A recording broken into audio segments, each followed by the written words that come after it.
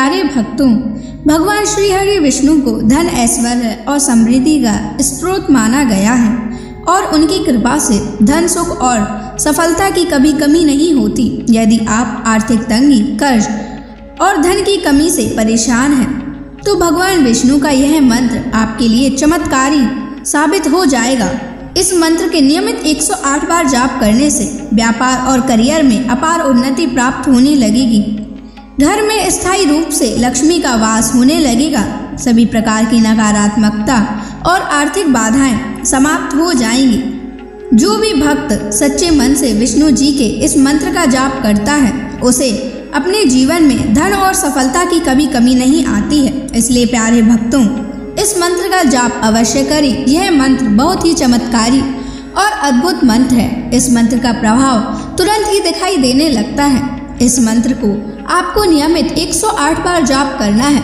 अगर आप भगवान विष्णु का आशीर्वाद प्राप्त करना चाहते हैं तो इस वीडियो को लाइक और चैनल को सब्सक्राइब जरूर कर दीजिए और कमेंट बॉक्स में जय विष्णु अवश्य लिख दीजिए। तो चलिए भक्तों, मंत्र का जाप करना प्रारंभ करते हैं। ओम नमो भगवते वासुदेवाय धनम मे देहि शीघ्रम्। ओम नमो भगवते वासुदेवाय धनम मे देहि शीघ्रम्। ओम नमो भगवते वासुदेवाय धनम मे देहि शीघ्रम्। ओम नमो भगवते वासुदेवाय धनम मे देहि शीघ्रम्। ओम नमो भगवते वासुदेवाय धनम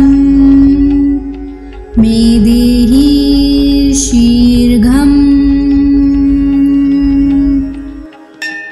ओम नमो भगवते वासुदेवाय धनम मे देहि शीघ्रम्।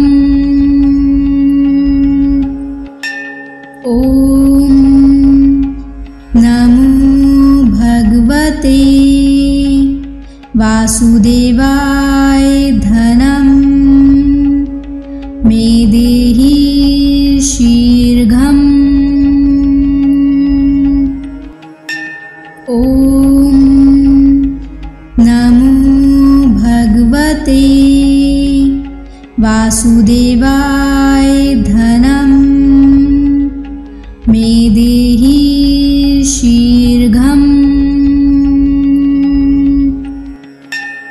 ओम नमो भगवते वासुदेवाय धनम मे देहि शीघ्रम्।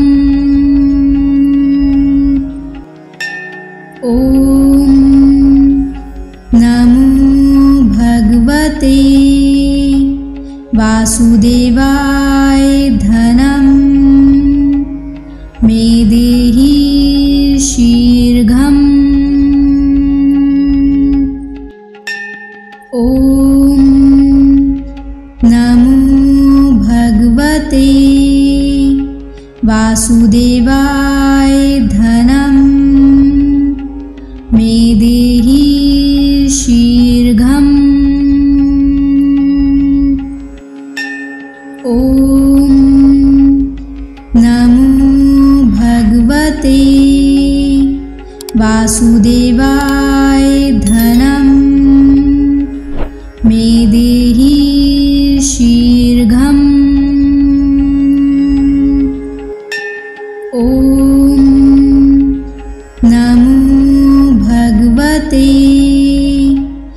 वासुदेवाय धनं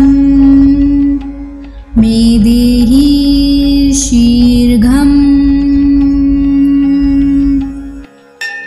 ॐ नमो भगवते वासुदेवाय धनं मे देहि शीघ्रम्। ॐ नमो भगवते वासुदेवाय धनं मे देहि शीघ्रम्। ॐ नमो भगवते वासुदेवाय धनं मे देहि शीघ्रम्। ॐ नमो भगवते वासुदेवाय धनं मे देहि शीघ्रम्। ॐ नमो भगवते वासुदेवाय धनं मे देहि शीघ्रम्। ॐ नमो भगवते वासुदेवाय धनं मे देहि शीघ्रम्। ॐ नमो भगवते वासुदेवाय धनं मे देहि शीघ्रम्। ॐ नमो भगवते वासुदेवाय धनं मे देहि शीघ्रम्। ॐ नमो भगवते वासुदेवाय धनं मे देहि शीघ्रम्। ॐ नमो भगवते वासुदेवाय धनं मे देहि शीघ्रम्। ॐ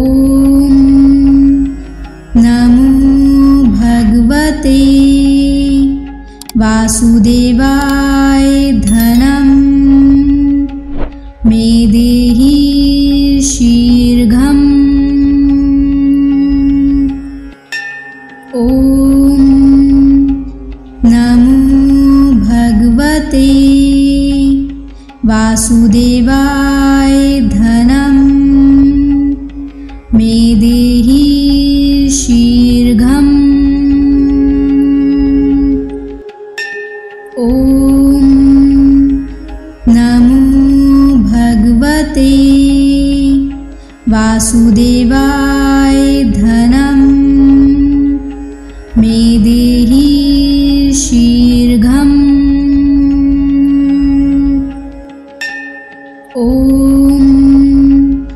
नमो भगवते वासुदेवाय धनं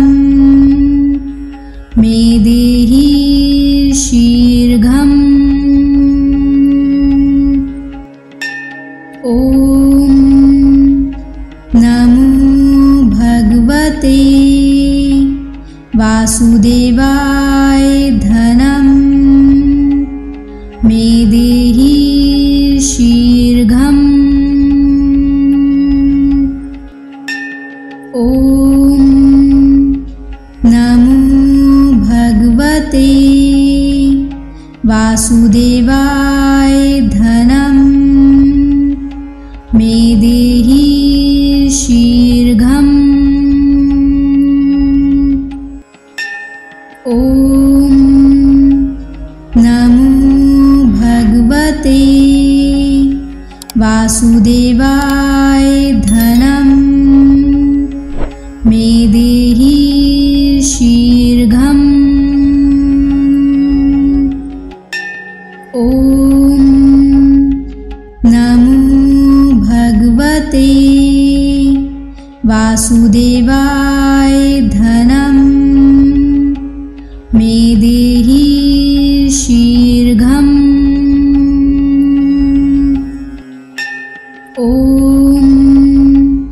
नमो भगवते वासुदेवाय धनं मे देहि शीघ्रम्। ॐ नमो भगवते वासुदेवाय धनं मे देहि शीघ्रम्। ॐ नमो भगवते वासुदेवाय धनं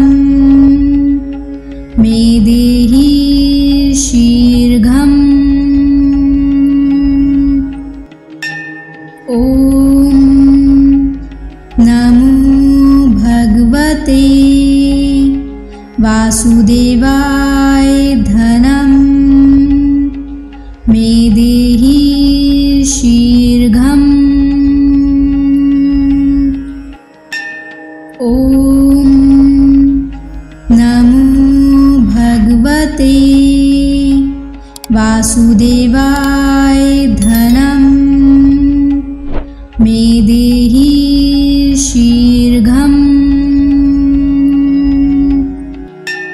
ॐ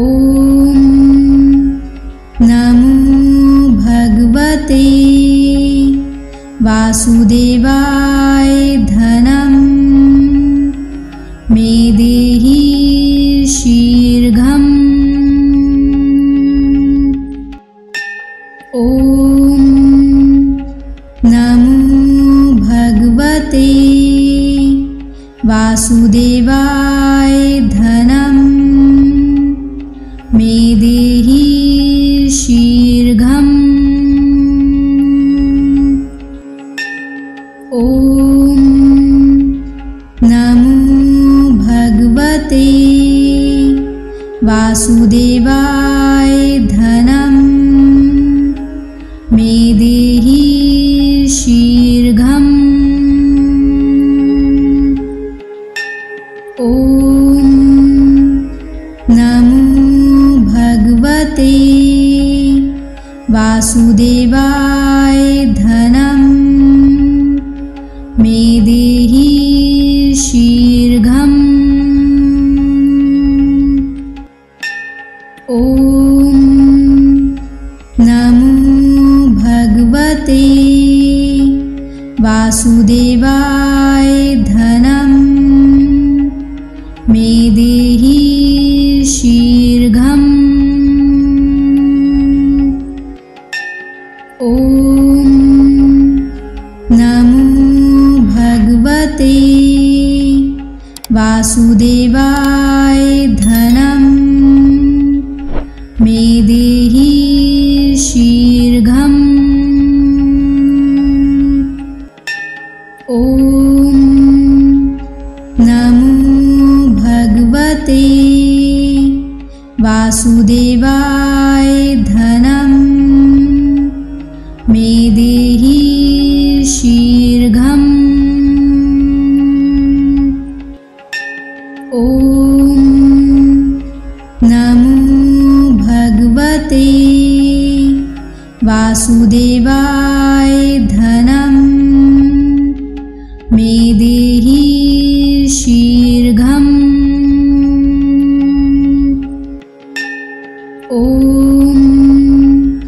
नमो भगवते वासुदेवाय धनं मे देहि शीघ्रम्। ॐ नमो भगवते वासुदेवाय धनं मे देहि शीघ्रम्। ॐ नमो भगवते वासुदेवाय धनं मे देहि शीघ्रम्। ॐ नमो भगवते वासुदेवाय धनं मे देहि शीघ्रम्। ॐ नमो भगवते वासुदेवाय धनं मे देहि शीघ्रम्। ॐ नमो भगवते वासुदेवाय धनं मे देहि शीघ्रम्। ॐ नमो भगवते वासुदेवाय धनं मे देहि शीघ्रम्। ॐ नमो भगवते वासुदेवाय धनं मे देहि शीघ्रम्। ॐ नमो भगवते वासुदेवाय धनं मे देहि शीघ्रम्। ॐ नमो भगवते वासुदेवाय धनं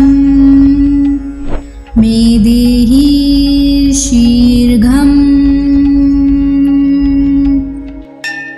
ॐ नमो भगवते वासुदेवाय धनं मे देहि शीघ्रम्। ॐ नमो भगवते वासुदेवाय धनं मे देहि शीघ्रम्। ॐ नमो भगवते वासुदेवाय धनं मे देहि शीघ्रम्। ॐ नमो भगवते वासुदेवाय धनं मे देहि शीघ्रम्। ॐ नमो भगवते वासुदेवाय धनं मे देहि शीघ्रम्। ॐ नमो भगवते वासुदेवाय धनं मे देहि शीघ्रम्। ॐ नमो भगवते वासुदेवाय धनं मे देहि शीघ्रम्। ॐ नमो भगवते वासुदेवाय धनं मे देहि शीघ्रम्। ॐ नमो भगवते वासुदेवाय धनं मे देहि शीघ्रम्। ॐ नमो भगवते वासुदेवाय धनं मे देहि शीघ्रम्। ॐ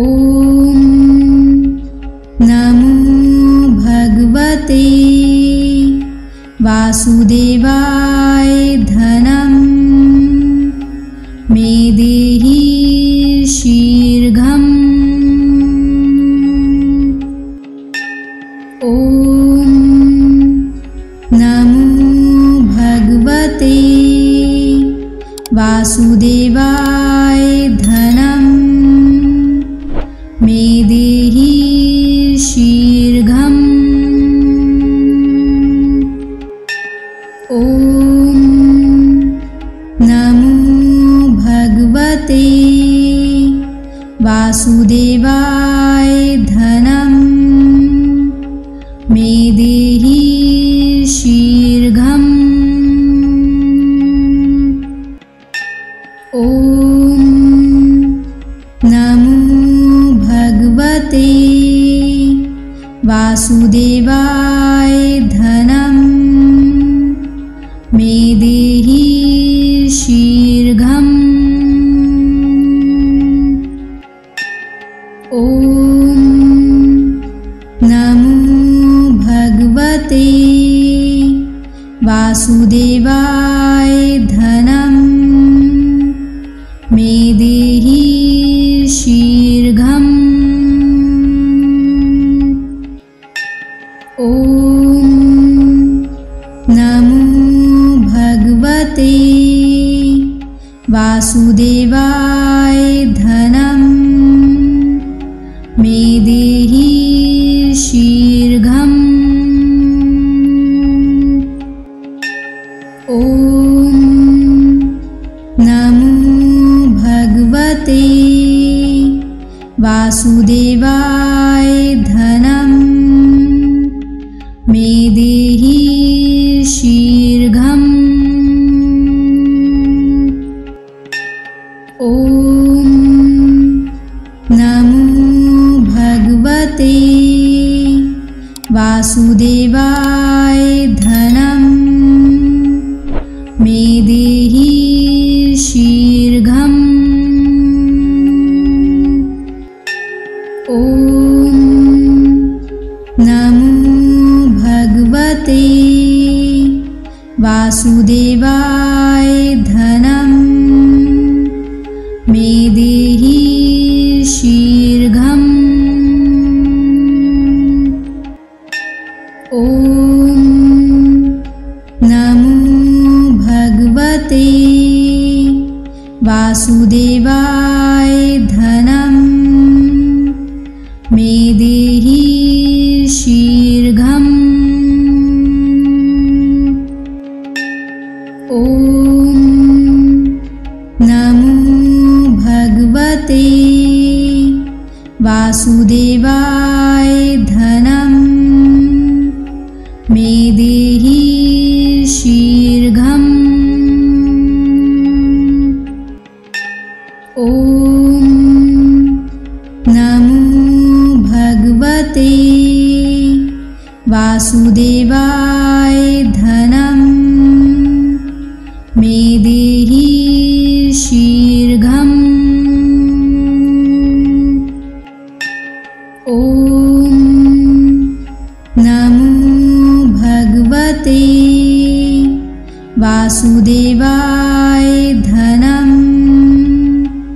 मे देहि शीघ्रम्। ॐ नमो भगवते वासुदेवाय धनम् मे देहि शीघ्रम्। ॐ नमो भगवते वासुदेवाय धनम् मे देहि शीघ्रम्। ॐ नमो भगवते वासुदेवाय धनम् मे देहि शीघ्रम्। ॐ नमो भगवते वासुदेवाय धनम् मे देहि शीघ्रम्। ॐ नमो भगवते वासुदेवाय धनम् मे देहि शीघ्रम्। ॐ नमो भगवते वासुदेवाय धनम् मे देहि शीघ्रम्। ॐ नमो भगवते वासुदेवाय धनम् मे देहि शीघ्रम्। ॐ नमो भगवते वासुदेवाय धनम् मे देहि शीघ्रम्। ॐ नमो भगवते वासुदेवाय धनम् मे देहि शीघ्रम्। ॐ नमो भगवते वासुदेवाय धनम् मे देहि शीघ्रम्। ॐ नमो भगवते वासुदेवाय धनम् मे देहि शीघ्रम्। ॐ नमो भगवते वासुदेवाय धनम् मे देहि शीघ्रम्। ॐ नमो भगवते वासुदेवाय धनम् मे देहि शीघ्रम्। ॐ नमो भगवते वासुदेवाय धनम् मे देहि शीघ्रम्। ॐ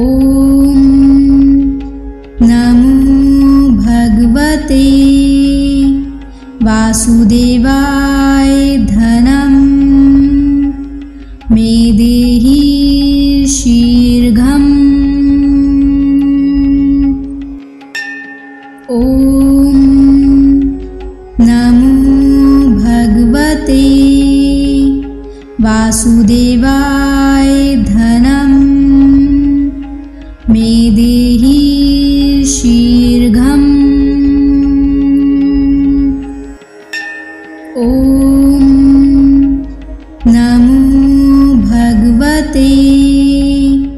वासुदेवाय धनं मे देहि शीघ्रम्। ॐ नमो भगवते वासुदेवाय धनं मे देहि शीघ्रम्। ॐ नमो भगवते वासुदेवाय धनं मे देहि शीघ्रम्। ॐ नमो भगवते वासुदेवाय धनं मे देहि शीघ्रम्। ॐ नमो भगवते वासुदेवाय धनं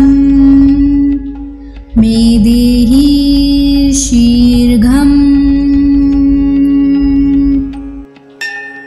ॐ नमो भगवते वासुदेवाय धनं मे देहि शीघ्रम्। ॐ नमो भगवते वासुदेवाय धनं मे देहि शीघ्रम्। ॐ नमो भगवते वासुदेवाय धनं मे देहि शीघ्रम्। ॐ नमो भगवते वासुदेवाय धनं मे देहि शीघ्रम्। ॐ नमो भगवते वासुदेवाय धनं मे देहि शीघ्रम्। ॐ नमो भगवते वासुदेवाय धनं मे देहि शीघ्रम्। ॐ नमो भगवते वासुदेवाय धनं मे देहि शीघ्रम्। ॐ नमो भगवते वासुदेवाय धनं मे देहि शीघ्रम्। ॐ नमो भगवते वासुदेवाय धनं मे देहि शीघ्रम्। ॐ नमो भगवते वासुदेवाय धनं मे देहि शीघ्रम्। ॐ नमो भगवते वासुदेवाय धनं मे देहि शीघ्रम्। ॐ नमो भगवते वासुदेवाय धनं मे देहि शीघ्रम्। ॐ नमो भगवते वासुदेवाय धनं मे देहि शीघ्रम्। ॐ नमो भगवते वासुदेवाय धनं मे देहि शीघ्रम्। ॐ नमो भगवते वासुदेवाय धनं मे देहि शीघ्रम्। ॐ नमो भगवते वासुदेवाय धनं मे देहि शीघ्रम्। ॐ नमो भगवते वासुदेवाय धनं मे देहि शीघ्रम्। ॐ नमो भगवते वासुदेवाय धनं मे देहि शीघ्रम्। ॐ नमो भगवते वासुदेवाय धनं मे देहि शीघ्रम्। ॐ नमो भगवते वासुदेवाय धनं मे देहि शीघ्रम्। ॐ नमो भगवते वासुदेवाय धनं मे देहि शीघ्रम्। ॐ नमो भगवते वासुदेवाय धनं मे देहि शीघ्रम्। ॐ नमो भगवते वासुदेवाय धनं मे देहि शीघ्रम्। ॐ नमो भगवते वासुदेवाय धनं मे देहि शीघ्रम्। ॐ नमो भगवते वासुदेवाय धनं मे देहि शीघ्रम्। ॐ नमो भगवते वासुदेवाय धनं मे देहि शीघ्रम्। ॐ नमो भगवते वासुदेवाय धनं मे देहि शीघ्रम्। ॐ नमो भगवते भगवते वासुदेवाय धनं मे देहि शीघ्रम्। ॐ नमो भगवते वासुदेवाय धनं मे देहि शीघ्रम्। ॐ नमो भगवते वासुदेवाय धनं मे देहि शीघ्रम्। ॐ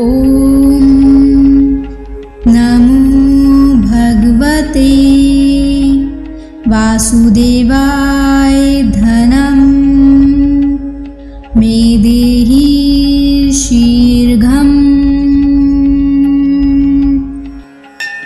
ॐ नमो भगवते वासुदेवाय धनं मे देहि शीघ्रम्।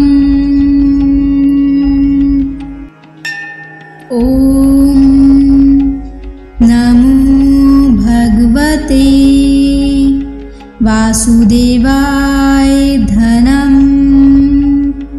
मे देहि शीघ्रम्। ॐ नमो भगवते वासुदेवाय धनं मे देहि शीघ्रम्। ॐ नमो भगवते वासुदेवाय धनं मे देहि शीघ्रम्। ॐ नमो भगवते वासुदेवाय धनं मे देहि शीघ्रम्। ॐ नमो भगवते वासुदेवाय धनं मे देहि शीघ्रम्। ॐ नमो भगवते वासुदेवाय धनं मे देहि शीघ्रम्। ॐ नमो भगवते वासुदेवाय धनं मे देहि शीघ्रम्। ॐ नमो भगवते वासुदेवाय धनं मे देहि शीघ्रम्। ॐ नमो भगवते वासुदेवाय धनं मे देहि शीघ्रम्। ॐ नमो भगवते वासुदेवाय धनं मे देहि शीघ्रम्। ॐ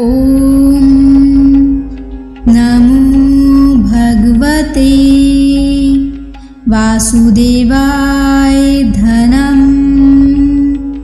मे देहि शीघ्रम्। ॐ नमो भगवते वासुदेवाय धनं मे देहि शीघ्रम्। ॐ नमो भगवते वासुदेवाय धनं मे देहि शीघ्रम्। ॐ नमो भगवते वासुदेवाय धनं मे देहि शीघ्रम्। ॐ नमो भगवते वासुदेवाय धनं मे देहि शीघ्रम्। ॐ नमो भगवते वासुदेवाय धनं मे देहि शीघ्रम्। ॐ नमो भगवते वासुदेवाय धनं मे देहि शीघ्रम्। ॐ नमो भगवते वासुदेवाय धनं मे देहि शीघ्रम्। ॐ नमो भगवते वासुदेवाय धनं मे देहि शीघ्रम्। ॐ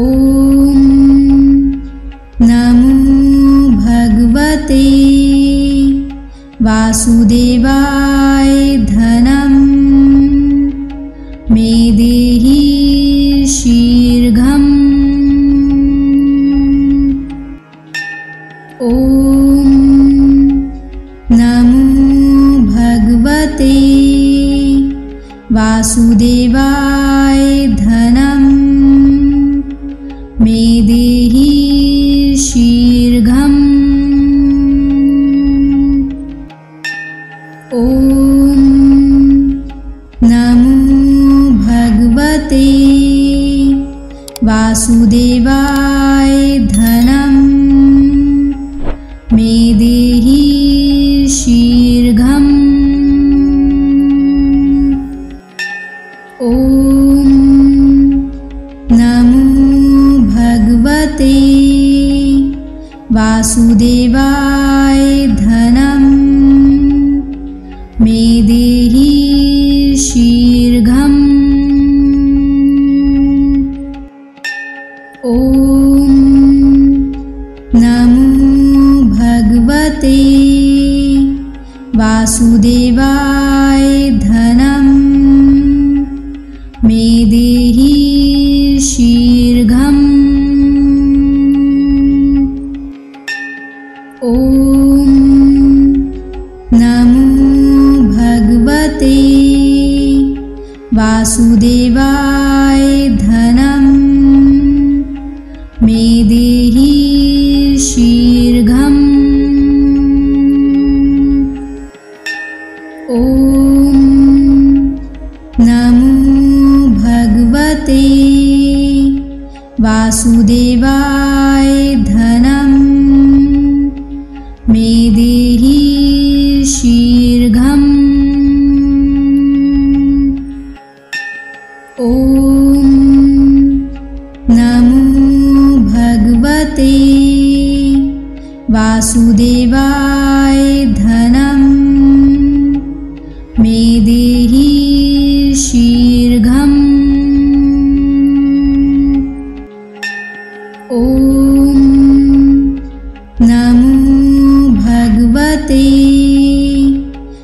वासुदेवाय धनं मे देहि शीघ्रम्। ॐ नमो भगवते वासुदेवाय धनं मे देहि शीघ्रम्। ॐ नमो भगवते वासुदेवाय धनं मे देहि शीघ्रम्। ॐ नमो भगवते वासुदेवाय धनं मे देहि शीघ्रम्। ॐ नमो भगवते वासुदेवाय धनं मे देहि शीघ्रम्। ॐ नमो भगवते वासुदेवाय धनं मे देहि शीघ्रम्। ॐ नमो भगवते वासुदेवाय धनं मे देहि शीघ्रम्।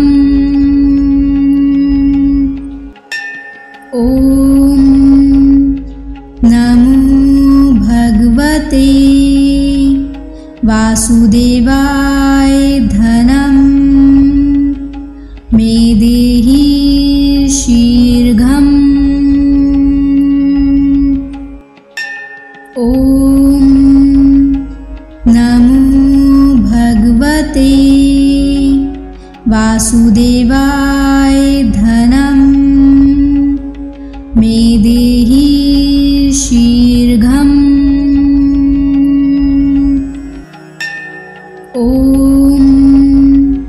नमो भगवते वासुदेवाय धनं मे देहि शीघ्रम्। ॐ नमो भगवते वासुदेवाय धनं मे देहि शीघ्रम्। ॐ नमो भगवते वासुदेवाय धनं मे देहि शीघ्रम्। ॐ नमो भगवते वासुदेवाय धनं मे देहि शीघ्रम्। ॐ नमो भगवते वासुदेवाय धनं मे देहि शीघ्रम्। ॐ नमो भगवते वासुदेवाय धनं मे देहि शीघ्रम्। ॐ नमो भगवते वासुदेवाय धनं मे देहि शीघ्रम्। ॐ नमो भगवते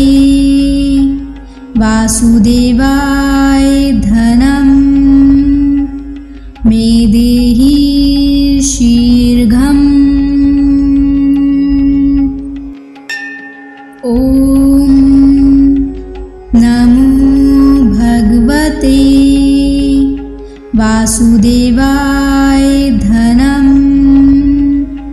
मे देहि शीर्घम्।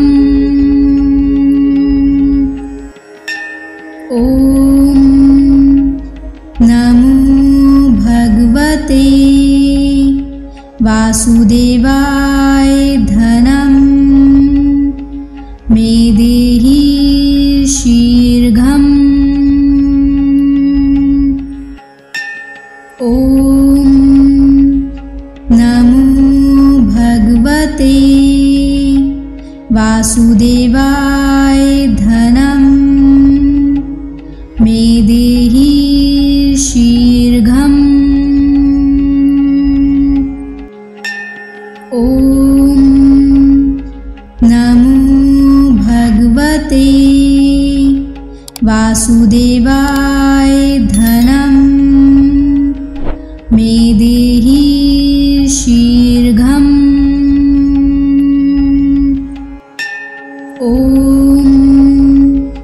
नमो भगवते वासुदेवाय धनं मे देहि शीर्घम्। ॐ नमो भगवते वासुदेवाय धनं मे देहि शीर्घम्। ॐ नमो भगवते वासुदेवाय धनं मे देहि शीर्घम्। ॐ नमो भगवते वासुदेवाय धनं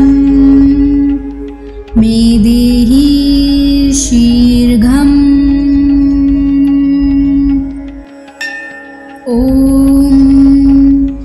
नमो भगवते वासुदेवाय धनं मे देहि शीर्घम्। ॐ नमो भगवते वासुदेवाय धनं मे देहि शीर्घम्। ॐ नमो भगवते वासुदेवाय धनं मे देहि शीर्घम्। ॐ नमो भगवते वासुदेवाय धनं मे देहि शीर्घम्। ॐ नमो भगवते वासुदेवाय धनं मे देहि शीर्घम्। ॐ नमो भगवते वासुदेवाय धनं मे देहि शीर्घम्। ॐ नमो भगवते वासुदेवाय धनं